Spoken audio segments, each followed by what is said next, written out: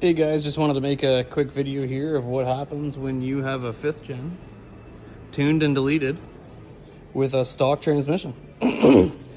We see this all the time. So bone stock 5th gen, blue solenoid connector. So we got reverse clutch, good, reusable, no problem. Low reverse, good, reusable. 2 C's, perfect. 4 C's, perfect, reusable. Underdrives, a little warm, nothing crazy. And then overdrives, completely smoked.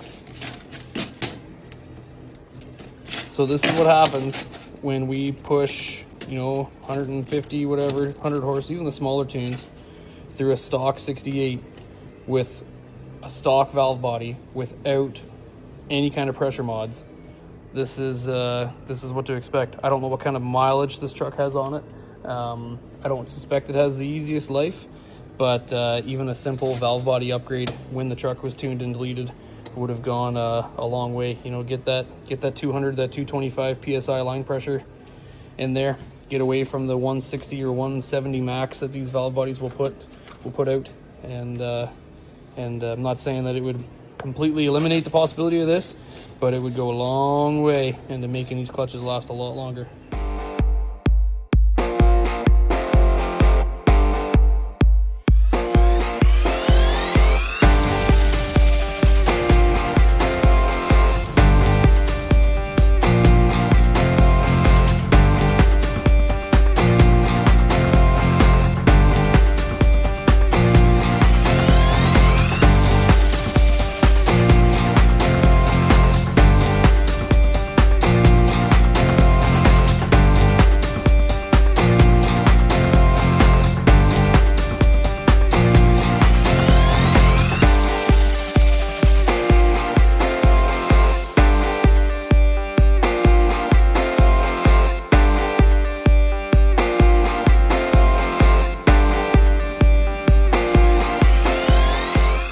So here is a follow-up video for that previous video of the 5th gen 68 that was in the shop here with some burnt overdrive clutches.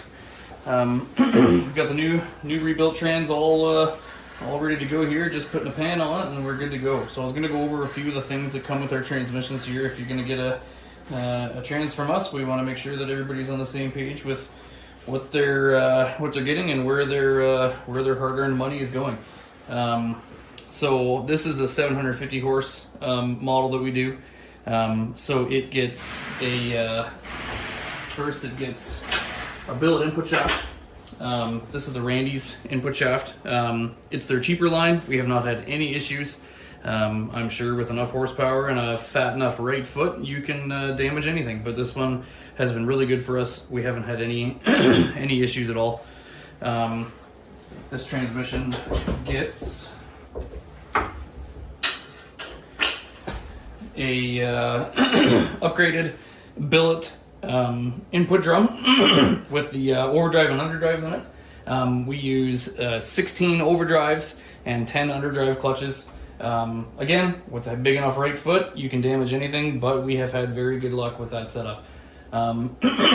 We don't use the Sun-X drum. Not saying that the Sun-X drum is no good. We just have had very good luck with the clutch count on the RevMax and the Randy's drums.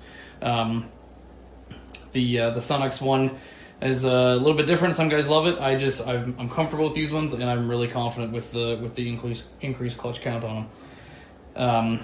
It gets all new bearings, all new bushings. It gets all new clutches front to back.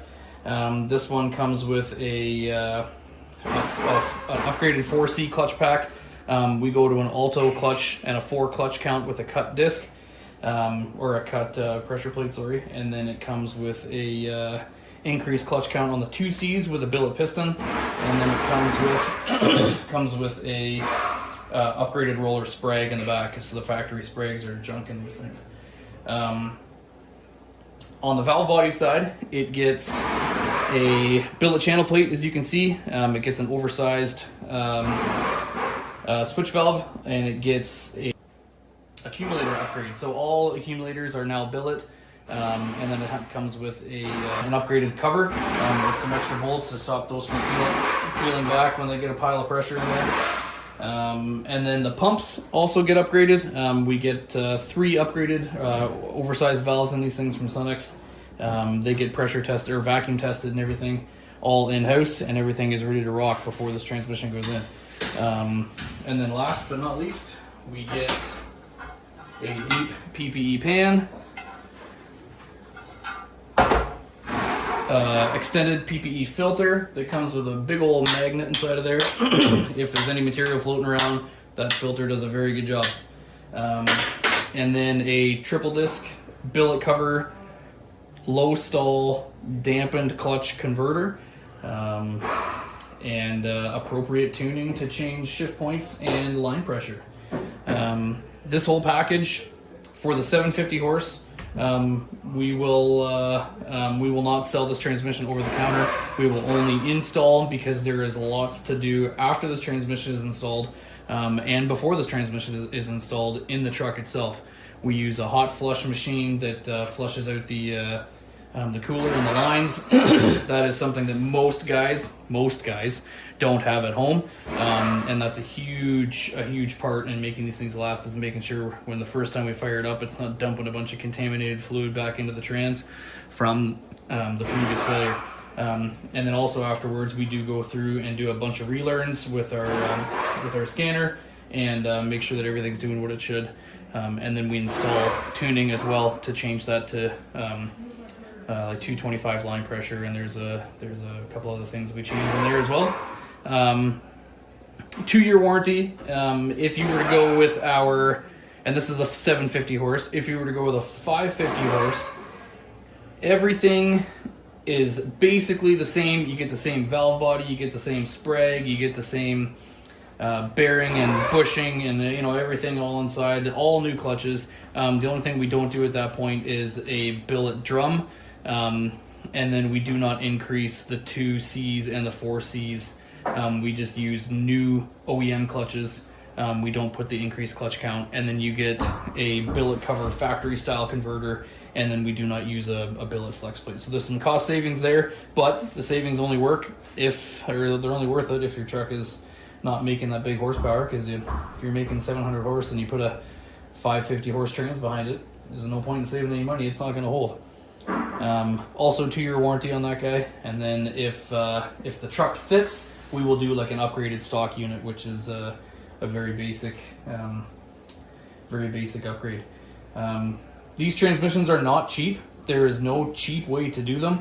These parts are expensive. If you guys have any questions at all on transmissions, on timelines, on custom builds, on anything at all, feel free to give us a shout, and we will talk all day with you about transmissions.